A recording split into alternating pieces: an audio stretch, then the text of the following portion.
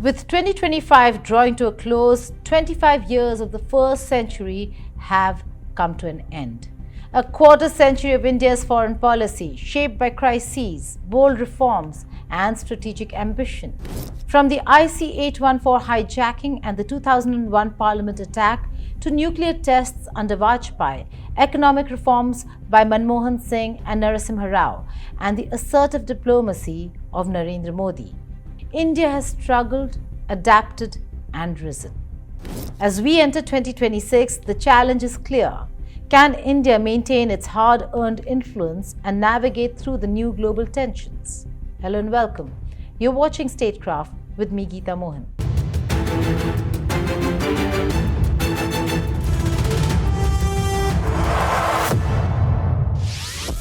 Let's rewind to the early 2000s, when India faced defining shocks. The IC-814 Air India hijacking in 1999 had already exposed the vulnerabilities of Indian security, and the 2001 Parliament attack brought the spectre of cross-border terrorism directly into the heart of New Delhi.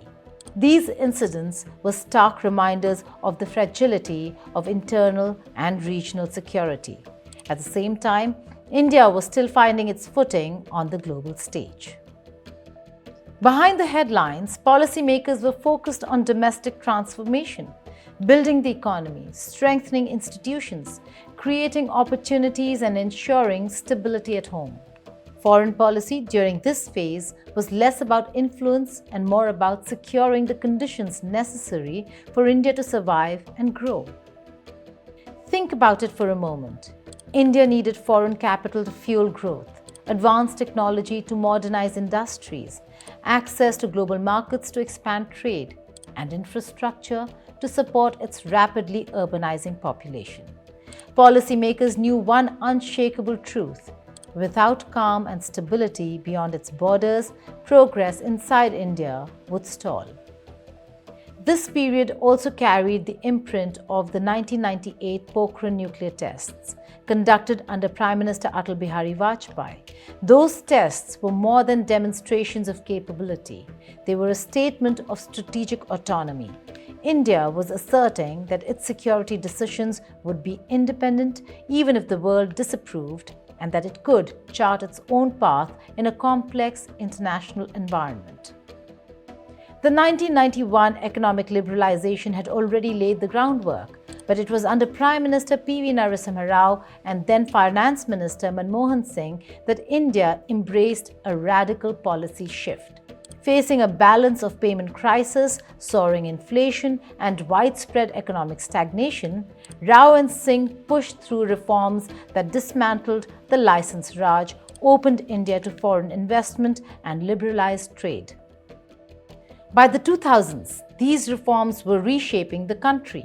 Foreign companies began to see India as a viable market.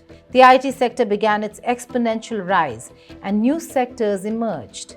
But this transformation required a delicate balancing act, opening up to the world while protecting domestic priorities and maintaining sovereignty. India's foreign policy during this period was characterized by strategic autonomy, sometimes referred to as non-alignment 2.0. The country avoided binding military alliances while maintaining flexible relationships with the United States, Russia, China, Europe, and West Asia. Why such a careful balancing act? Because India's interests were global, diverse, and overlapping.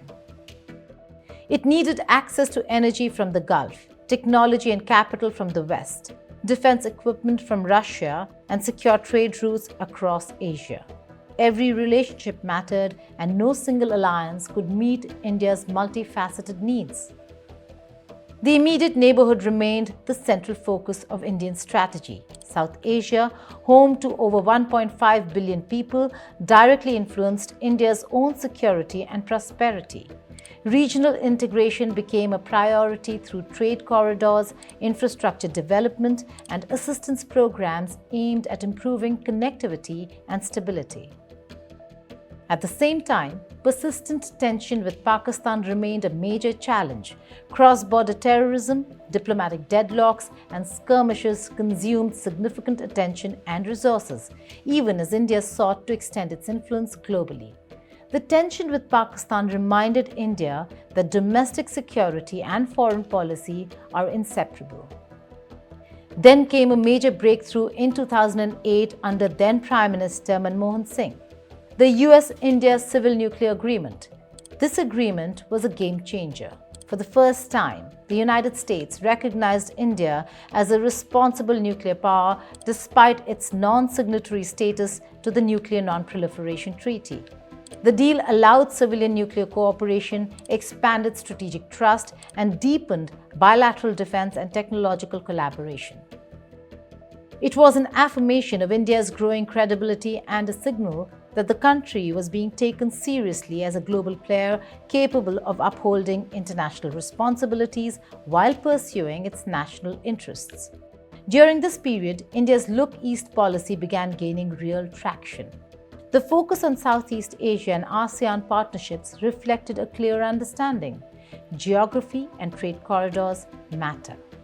The Indian Ocean, maritime security, and regional connectivity were no longer peripheral concerns. They were central to national strategy. By 2014, India had laid a strong foundation for its future role, but questions remained about whether it could leverage its position to expand influence while maintaining its core developmental priorities. This is when Narendra Modi assumed office and introduced a new tempo to Indian diplomacy.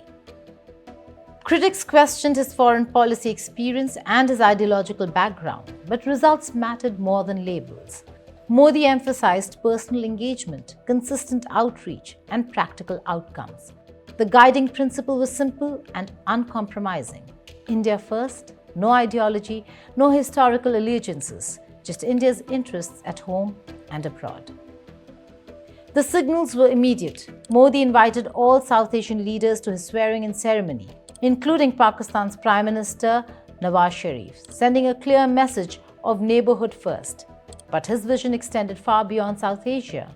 Modi traveled extensively, strengthening strategic partnerships with Japan through defense cooperation and infrastructure investment, engaging with the United States of America under Obama, Trump, and Biden, and deepening economic and diplomatic ties in West Asia, including 7 visits to the UAE alone. Personal diplomacy became a hallmark of India's assertive but pragmatic foreign policy. Modi tried to take the India-US relationship a step higher. India became a major defense partner in 2016 and received strategic trade authorization in 2018. Defense deals worth billions followed, joint military exercises increased, intelligence sharing expanded, and technology cooperation deepened. The Quad was revived, cementing India's position in the Indo-Pacific and signaling a clear commitment to regional stability alongside Japan, Australia, and the United States. The Look East policy evolved into Act East, moving from rhetoric to tangible action. India's engagement with ASEAN deepened through trade agreements, maritime cooperation, and cultural exchanges. China, however, remained a complex challenge. Early engagement aimed at managing differences through dialogue and economic ties, driven by the belief that prosperity could be a stabilizing force. But reality proved more complicated. The challenges with China became apparent with the Doklam standoff in 2017 and the Galwan Valley clash in 2020, where 20 Indian soldiers were killed, the worst border confrontation in decades. India responded decisively, linking normalization with the restoration of border peace.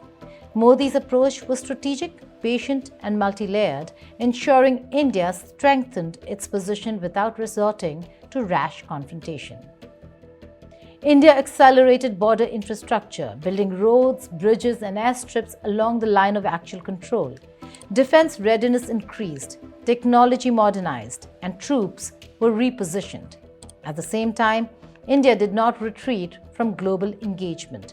The Indo-Pacific framework expanded, positioning India as a stabilizing force capable of contributing to regional security while maintaining independent decision-making. Naval deployments increased for anti-piracy missions, humanitarian assistance, and disaster relief.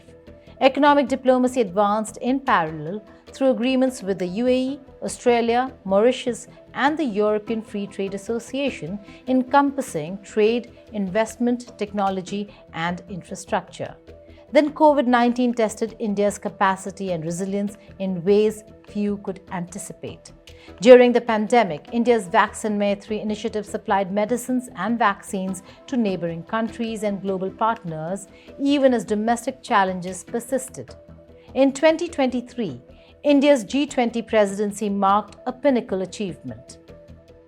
The African Union joined the G20, Global South priorities gained prominence, and India managed to achieve consensus on complex issues despite tensions around the Ukraine war and other geopolitical crises. By 2024, India had emerged as a country that was not just participating in global affairs but actively shaping them. Defense exports grew. Indian technology systems like UPI and Aadhaar drew worldwide interest, and India became a model for digital governance. As a developing country, India still faced challenges, but it was confident, assertive, and steadily defining its place on the global stage. A nation learning, adapting, and rising. Then came 2025, when expectations were sky high, but reality delivered something else entirely. The year began with considerable promise as trade deals seemed close, US relations looked strong, and China engagement appeared possible. None of it worked out as planned. Trump 2.0 arrived with tariffs, sanctions, and immigration restrictions. A 25% tariff was imposed on Indian goods, making India the highest tariff partner among all nations. Sectors like apparel, gems, and seafood got hammered by these measures. A 25% surcharge was added on Russian oil imports alone, suddenly threatening India's energy security. H-1B visa restrictions were tightened, which meant remittances dropped and Indian families suffered. Trade deals everyone expected are still pending. The UK signed, Oman signed, and New Zealand signed, but America and Europe are still negotiating. Relations with China became quite complicated during this period. Prime Minister Modi and President Xi Jinping held hands at the SCO summit for photo opportunities galore, but real progress remained limited. Flights resumed, visas were granted, and pilgrimages were allowed, all surface-level normalization. However, border guarantees are still missing and investment restrictions are still in place. An Indian passenger from Arunachal Pradesh was detained for hours in Shanghai, and all suspicions returned. Russia posed its own puzzle for Indian policymakers. Oil imports had reached $52 billion when new US sanctions arrived and India faced pressure. The Modi-Putin summit concluded with no major agreements in defense, energy, nuclear, or space sectors. The neighborhood caught fire in unexpected ways. In April 2025, Pahalgam terror attack occurred when militants traveled hundreds of kilometers inside Kashmir, killed tourists, and escaped successfully. India launched Operation Sindoor and struck across the border for military success. But the diplomatic aftermath was quite messy. Countries condemned terrorism, but few supported India's response. Questions emerged about Indian jet losses during the operation. Pakistan's allies grew bolder as Saudi Arabia signed a defense pact with Pakistan, and Turkey and Azerbaijan took Islamabad's side. Relations with Bangladesh hit rock bottom during this period. Regime change occurred in 2024. Anti-India sentiment was rising, and elections are scheduled for 2026. Nepal faced Gen Z protests, government instability emerged, and another election is coming. Myanmar is in the midst of holding elections under a military junta, and India's attempts at mediation has failed. Modi declared a new normal after Pahalgam, and the world worried about escalation. So what have we learned from these 25 years? We've seen three distinct phases unfold. From 2000 to 2014, India was laying the foundation, opening up, building relationships, and finding India's voice. From 2014 to 2024, India underwent transformation through active diplomacy, strategic autonomy, and global leadership. In 2025, India received a reality check as limits were exposed, challenges multiplied, and easy answers disappeared. Here's the honest truth about foreign policy. Foreign policy isn't Instagram where everything looks perfect. Warm hugs don't equal trade deals. Photo ops don't guarantee security, and awards don't bring investment. Performative diplomacy has limits, and performative aggression has limits too. India must recognize its own contradictions. While demanding democracy in Bangladesh or condemning minority attacks abroad, India must lead by example. India can't engage the Taliban while criticizing rising Islamism elsewhere. Principles matter greatly, but only if applied consistently. The world is increasingly transactional, and everyone looks after themselves first. India must do the same, but credibility comes from consistency and from following stated values, not just when convenient. Looking ahead, India faces hard choices in multiple areas. India must balance America and China, manage Russia relations, secure energy supplies, and keep the neighborhood stable. All of this must happen while growing the economy, lifting millions from poverty, and becoming a developed nation by 2047. It's not impossible, but it's definitely not easy either. India has come far in these 25 years. India transformed from being ignored to being courted, and from rule taker to rule shaper. The foundation is strong, the ambition is clear, but the path forward is being written now. The next 25 years will be crucial, more challenging, more complex, and more consequential. India's choices will shape not just its future, but the world's future too. Because India isn't just another country anymore. India is 1/6 of humanity, the world's most populous nation, and the fourth largest economy. What India does matters. Where India stands matters. And how India leads matters. And that's the story of 25 years of Indian foreign policy, from 2000 to 2025. The journey continues. The destination remains uncertain, but the determination is undeniable. Thank you for watching Statecraft, and a Happy New Year.